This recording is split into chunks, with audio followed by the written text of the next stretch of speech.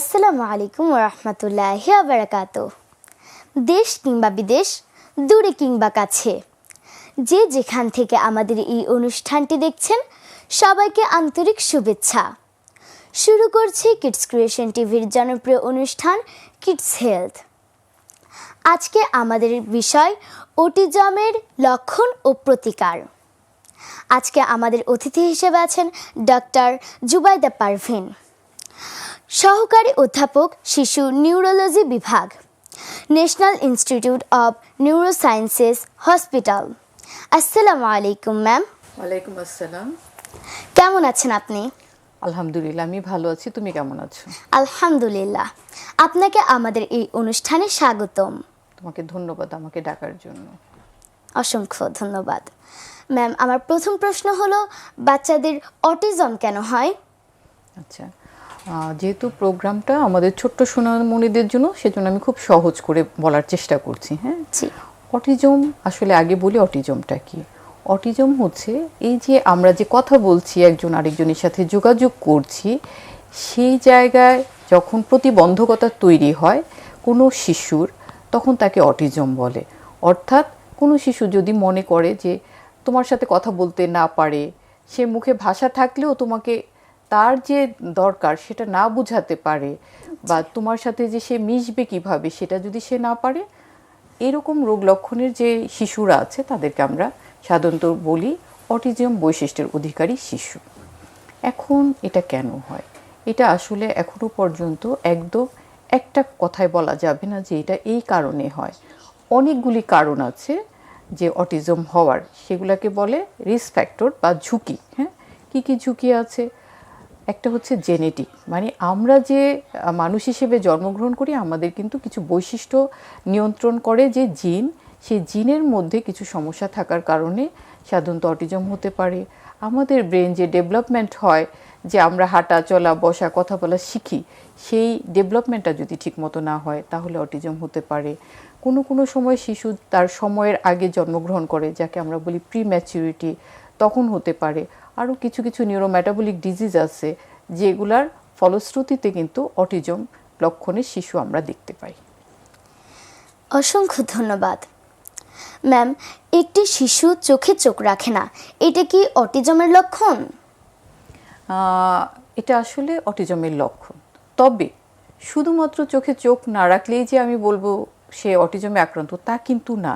কারণ অনেক সময় আমাদের ছোট বাচ্চারা অনেক সময় লজ্জা পেয়েও কিন্তু চোখে চোখ রাখে না, অথবা আরও কিছু কিছু সমস্যা থাকে, যাদের একটু বুদ্ধি কম থাকে, তারাও অনেক সময় আমাদের চোখ রেখে কথা বলতে পারে না। তো সেই সব ক্ষেত্রে আমি শুধু চোখে চোখ রেখে কথা না বলতে পারা, যাকে বলি আমরা পোর আই কন্ট্যাক্ট, তাকে কিন্তু অটিজম আক্রান্ত বলা যাবে না। এর সাথে যদি দেখা যায় তার ভাষাগত সমস্যা আছে, অর্থাৎ সে কথা বলতে পারে না অথবা সঠিকভাবে তার মনের ভাবটা প্রকাশ করতে পারছে না, তার প্রয়োজনটা তোমাকে শেয়ার করতে পারছে না, সেই সাথে সে তোমার চোখেও চোখ রাখছে না, তখন তাকে বলতে পারি আমরা যে হ্যাঁ, এটা অটিজমের লক্ষণ। ম্যাম, পরিবারের কেউ অটিজম থাকলে কি পরবর্তী সন্তানের ঝুঁকি বাড়ে?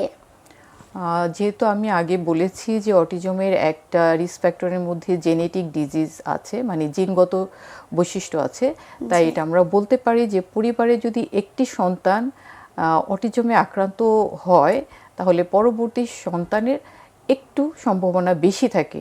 যাদের পরিবারে কোনো অটিজমের রোগী নাই, তাদের চেয়ে ওই পরিবারের পরবর্তী সন্তানের অটিজমে আক্রান্ত হওয়ার সম্ভাবনাটা কিছু বেশি।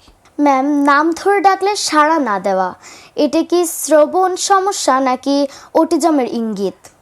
আচ্ছা, এখানে আমরা বলি যে এটা দুটাই হতে পারে। হ্যাঁ, এখন আমাকে দেখতে হবে যে যে শিশুটিকে তুমি নাম ধরে ডাকছো সে তোমাকে রেসপন্স করছে না, সে কতটুকু রেসপন্স করছে না, সে কি শুধু তোমার কাছে আসছে না, এবং সাথে আরও কিছু সমস্যা আছে কিনা সেটা আমাকে দেখতে হবে, যে সে তার প্রয়োজনের কথাটা।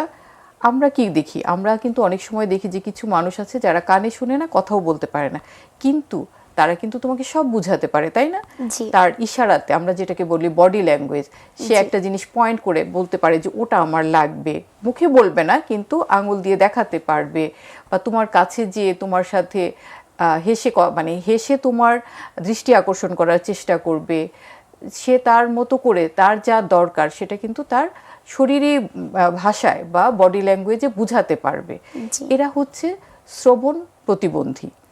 আর অটিজম আক্রান্ত বাচ্চারা যখন তুমি ডাকছো তখন তাকাচ্ছে না, কিন্তু দেখবা মোবাইলের সাউন্ড, টিভির সাউন্ডে কিন্তু সে রেসপন্স করছে, তাকাচ্ছে, এদিক ওদিক তাকাচ্ছে, হ্যাঁ, জি। কিন্তু সে মানুষের ডাকটাকে রেসপন্স করছে না। মানুষ যখন তাকে ডাকছে, মানুষ যখন তার কাছে যাচ্ছে, সে সেটা পছন্দ করছে না, অথবা তার নিজের প্রয়োজনটা সে বুঝাতে পারছে না, এবং তার অস্থিরতা প্রকাশ করছে বিভিন্ন সময়, কোনো কিছু না বলতে পেরে সে বিরক্ত হচ্ছে, অস্থিরতা প্রকাশ করছে, লাফালাফি করছে, ঝাপাঝাপি করছে, যে জায়গায় বসার কথা সে জায়গায় বসছে না, যার সাথে কথা বলা দরকার তার সাথে কথা বলছে না, তার প্রয়োজন কি সেটা বুঝতে পারছে না, তার বয়স অনুপাতে যেই কাজগুলো করার কথা সেই কোনো কাজগুলাই যখন সে করতে পারবে না, তখন আমরা বলতে পারবো যে না, রেসপন্স করছে না, ডাকছে না, এটা অটিজমের লক্ষণ।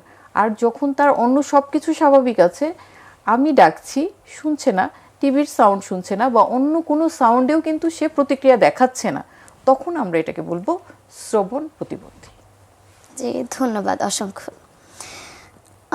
অটিজম কি সম্পূর্ণ নিরাময়যোগ্য?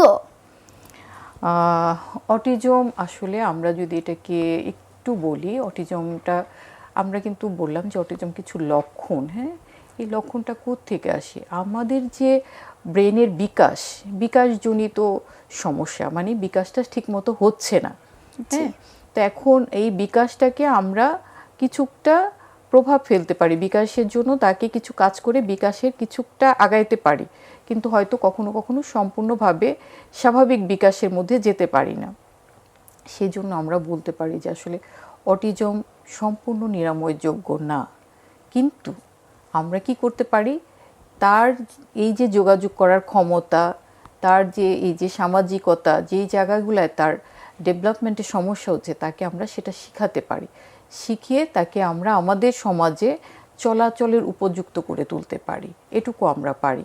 আর অটিজম যেহেতু আসলে একটা ডিসঅর্ডার, কমপ্লিটলি ডিজিজ হিসেবে আমরা বলছি না, সেজন্য এটাকে একদম নিরাময়যোগ্য বলা যাবে না। জি ম্যাম, 1 থেকে 3 বছর বয়সে কোন লক্ষণগুলো সবচেয়ে বেশি খেয়াল করা উচিত? আচ্ছা, 1 বছর বয়সে একটা শিশু কি করে সেটা যদি আমরা দেখি, তুমি কি বলতে পারবে কি করে 1 বছর একটা শিশু? না ম্যাম, অতটা না। আচ্ছা, 1 বছর একটা শিশু কি করে বলো তো? একটু একটু হাঁটে, হ্যাঁ, হাঁটি হাঁটি পাপা করে। হ্যাঁ, অটিজমের শিশুদের কিন্তু শারীরিক গঠন স্বাভাবিক থাকে, হাঁটা চলার ক্ষমতাও স্বাভাবিক থাকে, তাদের অস্বাভাবিকতা থাকে তাদের যোগাযোগের ক্ষমতায়, তাদের ভাষা প্রকাশের ক্ষমতায়। হ্যাঁ, এখন এখানে কিছু কিছু ক্ষেত্রে দেখা যায় যে বেশিরভাগ অটিজমের ক্ষেত্রে 1.5 বছর পর্যন্ত শিশুরা সম্পূর্ণভাবে সুস্থ থাকে, কিছু পার্সেন্টেজ খুবই অল্প 1 বছরের মধ্যেই লক্ষণ প্রকাশ পায়। কি হয় 1 বছরে ভাষার কি থাকে, 1 বছর বয়সে শিশুরা সাধারণত 2-1টা শব্দ উচ্চারণ করে, বাবা, মামা, দাদা, এরকম কিছু, বা কেউ নাম ধরে ডাকলে সে রেসপন্স করে, কেউ যদি তার দিকে তাকিয়ে হাসে তাহলে সে হাসিটা ফেরত দেয়, তাই না? এখন তুমি যদি দেখো যে ছোট্ট একটা বেবি 1 থেকে 1.5 বছর বয়স, সে তুমি হাসলে হাসছে না, তোমার দিকে তাকাচ্ছে না, বা তোমার কাছে খুব একটা আসছে না, শিশুরা কিন্তু আরেকজন, মানে তোমার মতো শিশু দেখুক বা বড়দেরকে দেখুক, তাদের কাছে কিন্তু যেতে চায়, তাদের কথাটা সে বোঝানোর চেষ্টা করে, বলার চেষ্টা করে তার মতো করে। সেই ভাষাটা হয়তো আমরা বুঝি না, কিন্তু তার কি চায়, কি বলতে চাচ্ছে সেটা কিন্তু আমরা বুঝে ফেলি, হ্যাঁ, তার আচরণ দেখে। যখন এই আচরণটা দেখে আমরা বুঝতে পারবো না এই শিশুটা কি চাচ্ছে, আমি হাসছি সে আমার দিকে হাসছে না, আমি তাকে খেলনা দিচ্ছি সে খেলনাটা নিচ্ছে না, বা ভয় পাচ্ছে মানুষকে দেখে, তখন কিন্তু আমরা বুঝতে পারি যে হ্যাঁ, এই বাচ্চাটা বা এই শিশুটা খুব সম্ভবত কোনো একটা সমস্যা আছে। তখনও কিন্তু আমরা বলতে পারবো না যে তার অটিজম আছে। আবার কোনো কোনো ক্ষেত্রে দেখা যাবে যে 1-1.5 বছর পর্যন্ত বাচ্চাটা, শিশুটা ভালোই ছিল, সবার সাথে কথাও বলছিল, হাসছিল, কিন্তু হঠাৎ করে সে আস্তে আস্তে তার কথাটা হারিয়ে ফেলছে। যদি এরকম হয় যে সে আগে মাকে ডাকতো, বাবাকে ডাকতো, বোনকে ডাকতো, কিন্তু এখন ডাকছে না, আর মা বোনের মানে ছোট বোনের সাথে বা ভাইয়ের সাথে খেলতো, বড় বোনের সাথে, এখন সে খেলছে না, বাসায় কেউ আসলে তার কাছে যাচ্ছে না, সে একা একা থাকতে পছন্দ করছে, অকারণে বিরক্ত করছে, হ্যাঁ, তার নিজের প্রয়োজনটা সে বুঝাতে পারছে না। এইরকম যদি হয় তখন আমরা কিন্তু এই লক্ষণগুলো সাধারণত আমরা এই যে ছোট বাচ্চা 3 বছরের মধ্যে দেখতে পাই, যে অকারণ তাহলে আমরা কি দেখলাম যে তার ভাষাগত সমস্যা হচ্ছে, হ্যাঁ, সে ঠিক মতো কথা বলতে পারছে না বা কথা বললেও বুঝাতে পারছে না, এবং কোনো কোনো ক্ষেত্রে কথা বলতে পারতো কিন্তু এখন সে আর কথা বলছে না, জি কারো দিকে তাকিয়ে হাসছে না, কেউ তাকে কাছে ডাকলে সে যাচ্ছে না, এবং অকারণে সে কি করছে, জেদ করছে, বিরক্ত হচ্ছে, ভয় পাচ্ছে। এই কাজগুলা যখন করবে তখন আমাদের একটু চিন্তা করতে হবে যে তার মনে হয় কোনো সমস্যা আছে, আমাদের অবশ্যই একটু বিশেষজ্ঞের পরামর্শ নেওয়া উচিত। ম্যাম, স্পিচ থেরাপি কতটা কার্যকর? আচ্ছা, আমরা যদি অটিজম নির্ণয় করি যে তার অটিজম আছে, তখন তাদের আসলে একটা মাল্টিডিসিপ্লিনারি অ্যাপ্রোচ আমরা বলি। তার অনেকগুলা থেরাপি লাগে, হ্যাঁ, তার কমিউনিকেশন স্কিল বাড়ানোর জন্য থেরাপি লাগে, তার সেন্সরি ইস্যুস থাকে কিছু। সাধারণত অটিজমের বাচ্চারা যেটা হয় যে অস্থিরতায় ভুগে, কারণ হচ্ছে তাদের এই যে আলো, শব্দ, স্পর্শ, এগুলার সংবেদনশীলতা তোমার আমার মতো হয় না, একটু আলাদা হয়। তো সেজন্য তাদের কিছু সেন্সরি থেরাপি লাগে, অকুপেশনাল থেরাপি লাগে, স্পিচ থেরাপি লাগে, বিহেভিয়ারাল থেরাপি লাগে, হ্যাঁ। তো স্পিচ থেরাপি অবশ্যই কার্যকর, এইসব থেরাপির সাথে স্পিচ থেরাপিটা দিতে হবে। এবং আমরা যখন স্পিচ থেরাপি তাকে দিব তখন কি কি উপকার হবে, সে কমিউনিকেবল হবে, মানে সে কথা বলতে শিখবে, সে তার প্রয়োজনটা বুঝাতে পারবে, তখন তার অস্থিরতা কমে আসছে কিছুটা, তখন তার আচরণও সমস্যা মানে কমে যায়। তো স্পিচ থেরাপিটা আসলে অনেক দিক থেকে উপকার করবে, তার তার স্পিচটা চলে আসবে, তার বিহেভিয়ারের সমস্যাটা কমে আসবে, তার যোগাযোগ করার ক্ষমতাও বাড়বে। সেজন্য আমরা অবশ্যই স্পিচ থেরাপি দিব, তবে সাথে সাথে বিশেষজ্ঞর পরামর্শ অনুযায়ী তার যেখানে যে থেরাপিগুলো লাগে সবগুলাই আমাদের আয়োজন করতে হবে। জি ম্যাম, এবিএ থেরাপি আসলে কি এবং এটা কতটা দরকার? আচ্ছা, আমরা একটু সহজ করে বলি। এবিএটা হচ্ছে অ্যাপ্লাইড বিহেভিয়ারাল অ্যানালাইসিস। মানে কি, আমরা যে আচরণগুলো করি সেই আচরণগুলো কেন করি তার পিছনে তো কারণ থাকে, তাই না? তুমি হাসছো, কেন হাসছো? হ্যাঁ, নিশ্চয়ই কোনো একটা মজার কিছু দেখে হাসছো, আবার যখন মন খারাপ থাকে কান্না করছো, কেন? কোনো একটা কারণ তো থাকে, তাই না? এখন এই যে যে বাচ্চাগুলা আমাদের অটিজম আক্রান্ত বাচ্চাগুলা, ওরা যেটা করে ওরা তো বলতে পারে না, তোমাকে আমি জিজ্ঞেস করলে তুমি একটু বলতে পারবে, তাই না, যে কেন হাসছো বা কেন মন খারাপ, ওরা এগুলা বলতে পারে না। তো এটা হচ্ছে বেসিকটা কি এবিএ, আমি সেটা তোমাকে বোঝাচ্ছি। তো এইটা তাদের আচরণগুলা কি, সেই আচরণগুলাকে আমরা যদি চিন্তা করি তাহলে তার আচরণের কারণটাও আমরা বের করতে পারবো। তখন তার আচরণটা যদি আমাদের কাছে মনে হয় যে এটা ঠিক না, তাহলে এটাকে আমরা ঠিক করতে পারবো, এবং যদি মনে হয় ঠিক তাহলে তাকে আমরা উৎসাহ দিব এই আচরণটা করার জন্য। এটা হচ্ছে এবিএর মূল থেরাপি, মানে মূল ভাবনা, হ্যাঁ। খুব সংক্ষেপে বললাম, এটা অনেক বড় একটা বিষয়, এবং অটিজমের থেরাপির ক্ষেত্রে এবিএর ভূমিকাটা আসলে অনেক বেশি, কারণ অটিজমের বাচ্চারা তাদের আচরণগত সমস্যা, তাদের ভাষাগত সমস্যা, তাদের যোগাযোগের অক্ষমতা, এবং এগুলা সমস্তটাই কিন্তু এবিএকে বেস করে, আরও অনেক কিছু আছে, তবে এবিএ বেস করে কিন্তু আমরা আগাতে পারি। সেজন্য এবিএ থেরাপিটা আমরা মনে করি যে তার জন্য আসলেই গুরুত্বপূর্ণ একটা থেরাপি।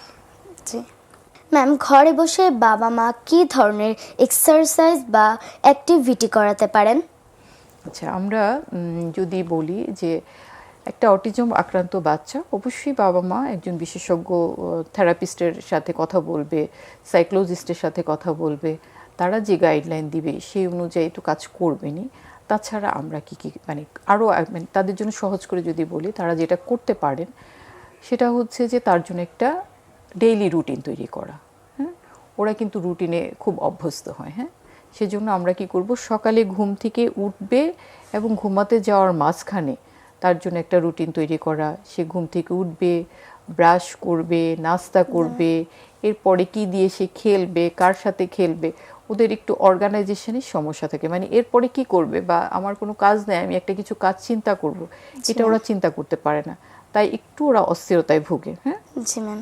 তো আমরা যদি এই রুটিনটা তাদেরকে ঠিক করে দিতে পারি তাহলে তাদের অনেক মানে তাদের একটা থেরাপি হয়। এরপরে আরও আছে, যেমন ধরো তারা যদি স্ক্রিনে অভ্যস্ত হয়ে যায় তাহলে কিন্তু খুব মুশকিল। সেজন্য তারা যেন স্ক্রিনে অভ্যস্ত না হয়, তাদের সাথে কিন্তু আমরা খেলতে পারি। কি খেলা, পাজল মিলানো, তারপরে ডো দিয়ে কিছু একটা তৈরি করা, অরিগ্যামি করা, বসে খেলতে হবে। তারপরে দেখো ওদের একটু, আমরা আগে বললাম যে পোর আই কন্ট্যাক্ট থাকে, তখন আই কন্ট্যাক্টটা বাড়ানোর কিছু খেলা খেলতে পারি, যেমন সামনাসামনি বসা, হ্যাঁ, বসে কথা বলা, এবং আমরা হাতে কিছু অ্যাট্রাকটিভ জিনিস নিতে পারি যাতে সে তাকায়, ঠিক আছে, মুখের দিকে তাকায়, সে ব্যবস্থা করতে পারি। এরপরে হচ্ছে তাদের মেইন জিনিসটা, যে মেইন কিছু প্রবলেম হয় যে স্পিচের সমস্যা হয়, তাহলে আমরা কি করতে পারি, তাদের সাথে কথা বলতে পারি, ছোট্ট ছোট্ট বাক্যে ক্লিয়ারলি কথা বলতে হবে আমাদেরকে, হ্যাঁ, একদম ছোট ছোট নির্দেশনা দিয়ে কথা বলতে পারি। তাকে তার ডেইলি অ্যাক্টিভিটিসগুলো শেখাতে পারে বাবা মা, হ্যাঁ, যেমন ধরো খাওয়াটা শেখাতে পারে, কাপড় পরা শেখাতে পারে, টয়লেট ট্রেনিংয়ের ব্যবস্থা করতে পারে, এগুলা সবই কিন্তু মা বাবা করতে পারে। তারপরে হচ্ছে তারা টেক টার্ন খেলা বলে, যে ধরো ওরা তো তোমার কাছ থেকে কিছু নিতে চাইবে না, আমরা চেষ্টা করতে পারি বাসায় যে খেলনাটা দেওয়ার নেওয়ার খেলাটা খেলতে, প্রিটেন্ড প্লে শেখাতে পারি, মানে মিছিমিছি খেলা, আমরা বলি না এটা খাও, এটা রান্না করো, এই খেলাগুলো খেলতে পারি, প্লে থেরাপি হয়, হ্যাঁ। তো বাসায় সবাই মিলে যদি আমরা এরকম ছোটোখাটো কাজ করি এবং অন্য বাচ্চাদের সাথে তারকে নিয়ে আমরা খেলবো অন্য বাচ্চাদের সাথে, তাহলে কি হবে, তার সোশ্যাল স্কিলটা ডেভেলপ করবে, হ্যাঁ। তো এরকম অনেকগুলো কাজ আমরা যদি ভাগে ভাগে প্যারেন্টস, ভাই বোন সবাই হেল্প করি, তাহলে কিন্তু এরা অনেক কিছু শিখে যায়। ধন্যবাদ ম্যাম। ম্যাম, সামাজিক যোগাযোগ শেখানোর সবচেয়ে কার্যকর উপায় কি? আমরা যখন একটা শিশু অটিজম বৈশিষ্ট্য নিয়ে আসে আমাদের কাছে, আমাদের মেইন ইয়াটাই থাকে তাকে, তার কমিউনিকেশনটাকে উন্নতি করা, হ্যাঁ। তো আমরা যেটা করতে পারি, তার এই কমিউনিকেশন উন্নতি করার জন্য তাকে অবশ্যই কিছু গাইডলাইন মানতে হবে, এবং থেরাপি সেন্টারে যাবে, সে থেরাপি শিখে ওখানে তো করবে, বাসায় বাবা মা করবে, আর এই যে এবি এর যে বেসটা সেটা করবে। এবং আমরা আগে বললাম যে কার্যকর যোগাযোগ করার জন্য তার স্ক্রিন টাইমটা কমাতে হবে, তার সাথে কথা বলতে হবে, তার সাথে খেলতে হবে, তাকে দিয়ে আমরা ছোট ছোট নির্দেশনা দিয়ে তাকে দিয়ে কাজ করাতে পারি, এগুলো আমাদেরকে দেখতে হবে, হ্যাঁ। এবং তার যদি অন্য কোনো সমস্যা থাকে, সেই সমস্যাগুলা আইডেন্টিফাই করে সেগুলোর জন্য চিকিৎসার ব্যবস্থা করতে পারি, তাহলে তার এই যে যোগাযোগ করার ক্ষমতাটা, এটা আস্তে আস্তে ধীরে ধীরে ডেভেলপ করবে। এবং অবশ্যই তাকে কিন্তু একটা স্কুলে দিতে হবে, তার লেভেল অনুযায়ী তাকে স্কুলে দেবে। সে যদি বসতে পারে অন্য বাচ্চাদের সাথে, শান্তভাবে বসে থাকে, তাহলে তাকে কিন্তু আমরা স্বাভাবিক স্কুলে ভর্তি করে দিতে পারি। এই স্কুলে গিয়ে সে 8-10টা বাচ্চাকে যখন দেখবে সুস্থভাবে চলাফেরা করছে, কথা বলছে, তখনও কিন্তু তার যোগাযোগের ক্ষমতাটা বাড়বে। জি। আর যদি এই বেবিটা ধরো সে সঠিকভাবে, মানে অন্য বাচ্চাদের সাথে মিশতে ভয় পাচ্ছে, স্কুলে বসতে ভয় পাচ্ছে, তখন তাকে আমরা স্পেশাল স্কুলে দিব। এবং বাসায় আমাদের সবসময় চেষ্টা থাকতে হবে যেন তাকে সময় দেওয়া, তার সাথে তার মানসিকতাটা বোঝা, তার চাহিদাটা বোঝা, ওই অনুযায়ী যদি আমরা কাজ করি, তাকে শিখাই, তাহলে সে শিখবে। ম্যাম, প্রযুক্তি, অ্যাপস, টুলস কি অটিজম শিশুদের উন্নতিতে সাহায্য করে? অবশ্যই সাহায্য করে। এখনকার দিনে কিছু কিছু টুলস তাদের জন্য স্পেশালি করা আছে। তাদের রোগ নির্ণয়ের ক্ষেত্রেও কিন্তু এখন কিছু কিছু অ্যাপস ব্যবহার করা হয়। এটা তাদের এবং তাদের লেভেলটা, মানে তারা কতটুকু অ্যাফেক্টেড, এটাও কিন্তু অ্যাপস দিয়ে এখন নির্ণয় করা যায়। এটা একটা গেল। আর টুলসের মধ্যে অনেক অটিজম আক্রান্ত শিশু কিন্তু তার মোবাইলের ডিভাইস, কম্পিউটার, এগুলা ইউজ করতে পারে, এবং এগুলা ইউজ করে তারা অনেক কাজ করতে পারে, তাদের সময়টাকে অ্যাক্টিভলি কাজে লাগাতে পারে। সেজন্য আমরা বলবো যে কিছু কিছু জায়গায় প্রযুক্তিও তাদেরকে সাহায্য করে। যেমন অনেক বাচ্চা কি আছে, কথা বলতে পারছে না, হ্যাঁ, সে কিন্তু টাইপ করতে পারে, টাইপের মাধ্যমেও কিন্তু কমিউনিকেট করতে পারবে।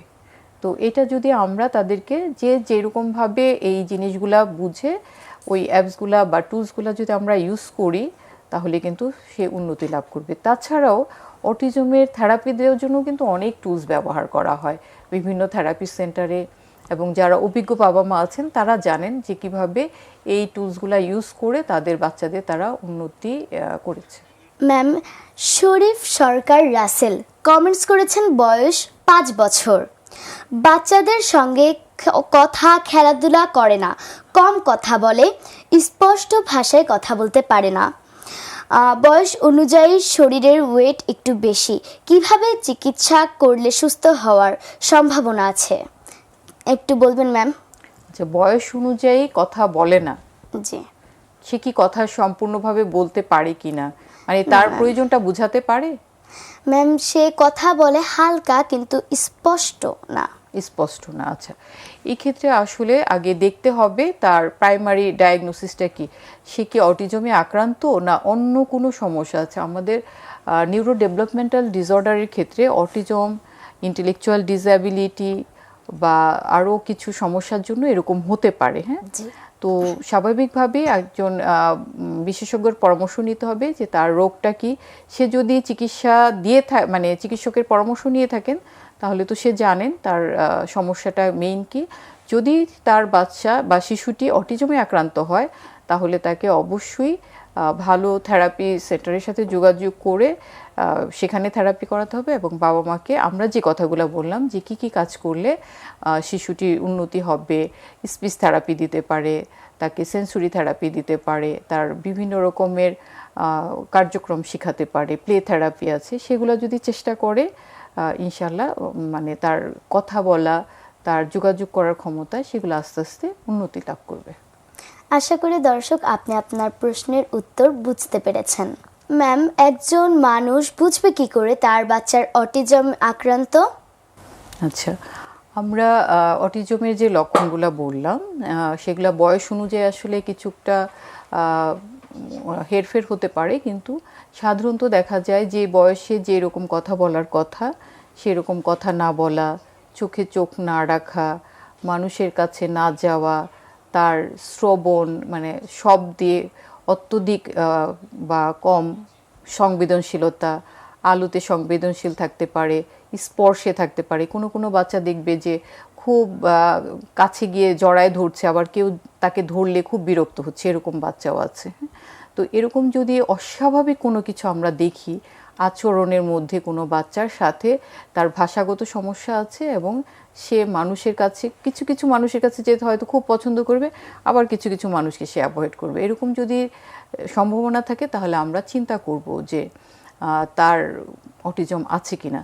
তো এখন যদি আমরা একটু সিরিয়াল করি, ধরো 6 মাস বয়সে বাচ্চা সাউন্ড করে, মানুষের দিকে তাকায় হাসে, যেটাকে আমরা বলি সোশ্যাল স্মাইল, এটা যদি না আসে তাহলে আমরা চিন্তা করতে পারি যে একে একজন বিশেষজ্ঞ দেখাতে হবে। 1 বছরে যদি কোনো একটা শব্দ না বলে, 2 বছরে 2টা শব্দ যদি জোড়া লাগিয়ে না বলে এবং ডাকলে কাছে না আসে এবং কিছু অস্থিরতা থাকে, সাথে যে আলো বা শব্দে অতিরিক্ত বা অতি কম সংবেদনশীলতা থাকে, তাহলে আমরা মনে করব যে তার হয়তো বা অটিজম আছে বা থাকতে পারে, আমাদের একটু বিশেষজ্ঞের সাথে যোগাযোগ করা প্রয়োজন আছে। ম্যাম একজন দর্শক জানতে চেয়েছেন, একজন ডাক্তার বলেছেন খাদ্য অভ্যাসের মাধ্যমে অটিজমটা অনেকটা কমানো সম্ভব, এটা কি ঠিক যে খাদ্য খেলে অটিজম কমে? কিছু কিছু খাবারে আসলে আমাদের বাচ্চাদের অস্থিরতা বাড়ায়, যেমন হচ্ছে চিনি এবং আমরা বলি যে গ্লুটিন এবং ক্যাসিন। গ্লুটিন থাকে সাধারণত ময়দা জাতীয় খাবারে, মানে গমের তৈরি যেসব খাবার আছে সেগুলোতে গ্লুটিন থাকে, আর গরুর দুধে ক্যাসিনের পরিমাণ বেশি থাকে। তো এই খাবারগুলো দিলে সাধারণত বাচ্চারা হাইপার হয়, তাদের অ্যাটেনশন স্প্যানটা কমে যায়, ফলে হয় কি অটিজমের বাচ্চাদের শেখার ক্ষমতাটাও পিছনে পড়ে যায়। তখন আমরা যদি এই খাবারগুলা তাদেরকে বলি যে এই খাবারগুলো আপনারা দিবেন না বা কম দেন, তখন অনেক সময় দেখা যায় যে এই বাচ্চাগুলার অস্থিরতাটা কমে আসে, ফোকাস বা অ্যাটেনশন স্প্যানটা ভালো হয়। তখন কিছু মানে এটা কিন্তু নিরাময় হবে না, কিন্তু বাচ্চারা ভালো শিখবে। আর অটিজমের বাচ্চাকে তুমি যদি শেখাও এবং সে যদি শিখতে পারে তাহলেই কিন্তু তার উন্নতিটা হবে। তো শেখানোর একটা প্রসেসের মধ্যে এই খাবারের বিষয়টা আসে এবং আমরা চেষ্টা করি মায়েদেরকে বলার জন্য যে সব বাচ্চা না হলেও বেশিরভাগ বাচ্চা এই খাবারগুলো অ্যাভয়েড করলে, বিশেষ করে চকলেট, চিপস, তারপরে চিনি জাতীয় খাবার, যেমন বাইরের যে জুসগুলো থাকে সেই জুসে প্রচুর সুগার থাকে, এগুলো হাইপার করে। এবং ফ্যাটি জাতীয় যেসব খাবার আছে, চিকেন ফ্রাই, বাইরের খাবারগুলো আমরা অ্যাভয়েড করতে বলি। তাহলে হয় কি, তাদের এই অস্থিরতাটা কম থাকে, অ্যাটেনশন ভালো থাকে, ঘুম ভালো হয় এবং এরা ভালো থাকে। ম্যাম, অটিজম বাচ্চাদের সামাজিক মর্যাদা রক্ষার জন্য আমরা কি করতে পারি? খুব সুন্দর প্রশ্ন বলেছ। আসলে আমরা অটিজম বাচ্চাদের জন্য আমাদের করণীয় অনেক কিছুই আছে, তাই না? আমরা তুমি আমি সুস্থ, তাই না? জি। ওরাও কিন্তু আমাদের মতোই সুস্থ, একটু আলাদাভাবে সুস্থ, হ্যাঁ, আলাদাভাবে পারে। তো আমাদেরকে আমরা কিন্তু ওদেরকে করুণা করব না, আমরা ওদের ব্যথায় সমব্যথী হব। ওদের কাছে ওদের প্রয়োজনটা আমাদের কাছে যেন আমরা জানি ওরা পারে, কিন্তু আমাদের মতো করে পারে না, অন্যরকম করে পারে, এটা আমরা অ্যাকসেপ্ট করে নিব। তোমার পাশে তোমার যদি কোনো বন্ধু বা কেউ থাকে অটিজম আক্রান্ত, তখন কি করব আমরা? তাকে আগে অ্যাকসেপ্ট করে নিব যে হ্যাঁ, ও একটু আলাদা, তারপরে ওর প্রয়োজনটা কি আছে সেটা আমরা বোঝার চেষ্টা করব, ওকে সাহায্য করব, ঠিক আছে? ওর দিকে বন্ধুত্বের হাত বাড়িয়ে দিব, ওকে আমরা ভালোবাসবো। আমরা যদি ভালোবেসে অ্যাকসেপ্ট করি, তাহলে কিন্তু তার সমাজ, তার মা বাবা সবাই কিন্তু তাকে অ্যাকসেপ্ট করবে, তাই না? মা বাবা তো করেই, তারপরে আমরা যদি করি, আমাদের সমাজকে যদি আমরা শিখাই যে না, ওরা বিশেষভাবে সক্ষম, ওদেরকে আমরা যদি এভাবে সাহায্য করি, তাহলে ওরা অনেক ভালো থাকবে, তাহলেই তার মর্যাদাটা কিন্তু বৃদ্ধি পাবে।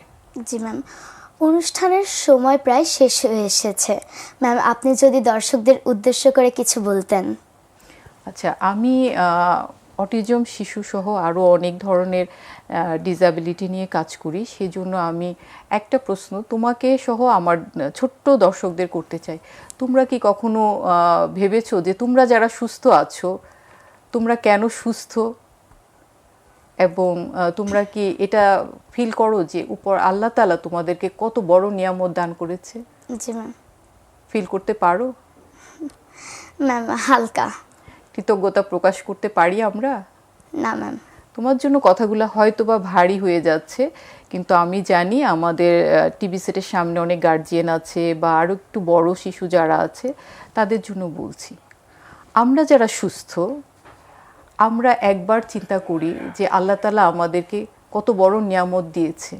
আমরা কিন্তু সবাই আল্লাহর কাছে কৃতজ্ঞতাটা প্রকাশ সেভাবে করি না। আমরা যেন সবাই একটু হলেও আল্লাহর কাছে এটা প্রকাশ করি যে আমরা অনেক বেশি সৌভাগ্যবান আজকের দিনে দাঁড়িয়ে। কারণ দেখেন, চারপাশে কত মানুষ অসহায়ের মতো আছে। আমরা আল্লাহকে কৃতজ্ঞতা জানানোর সাথে সাথে, এটা মুখে কৃতজ্ঞতা জানালে হবে না, আমাদেরকে কিছু করতে হবে। আমরা কি করতে পারি? হ্যাঁ, আমরা আমাদের যে সুস্থ শিশু আছে তাদেরকে কিন্তু বুঝতে হবে যে তারা অনেক ব্লেসড, তারা অনেক কিছু না চেয়েতেই পেয়ে গেছে। কিন্তু যারা পায়নি, তাদের জন্য আমার করার আছে অনেক কিছু। আমরা চাইবো আমাদের এই যে ছোট্ট সোনামণিরা, যারা ভবিষ্যতে আমাদের দেশকে, সমাজকে, পৃথিবীকে আগায় নিয়ে যাবে, তারা যেন এই কৃতজ্ঞতাটা শুধু মুখে না, অন্তরে না, কাজের মাধ্যমে প্রকাশ করে।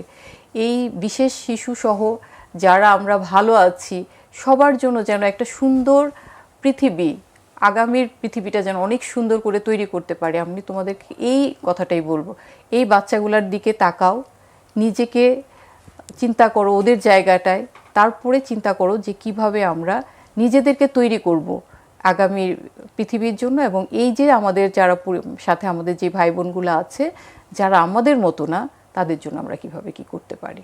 আমি সবাইকে রিকোয়েস্ট করব যে একটু হলেও তোমরা চিন্তা করো নিজেদেরকে। অসংখ্য ধন্যবাদ ম্যাম, এত সুন্দর করে মন্তব্য করার জন্য। ম্যাম, আপনি অনুমতি দিলে অনুষ্ঠানটি শেষ করতে পারি। হ্যাঁ, তোমাকে ধন্যবাদ, এবং সুন্দর কথা বলার জন্য তোমাকে আবারও আমি ধন্যবাদ জানাচ্ছি। আপনাকেও ধন্যবাদ। বন্ধুরা, আজকে আমরা অনেক কিছু জানতে পারলাম এবং শিখতেও পারলাম। দেখা হবে অন্য কোনো প্রশ্ন নিয়ে অন্য কোনো পর্বে। আজকের মতো এখানেই বিদায় নিচ্ছি। আল্লাহ হাফেজ। আসসালামু আলাইকুম ওয়া রাহমাতুল্লাহি ওয়া বারাকাতুহু।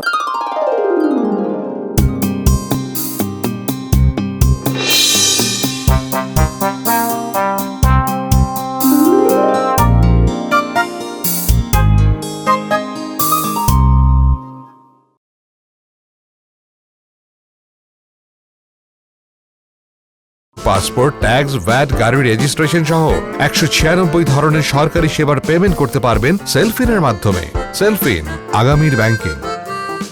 খালাম্মা, আমি আপনার মোবাইলে সেলফিন ইনস্টল করে দিতেছি। আপনার গোপন পিন নাম্বার দিয়া আপনার রেমিটেন্সের টাকা আপনি নিজেই জমা করতে পারবেন। সেলফিন, আগামীর ব্যাংকিং।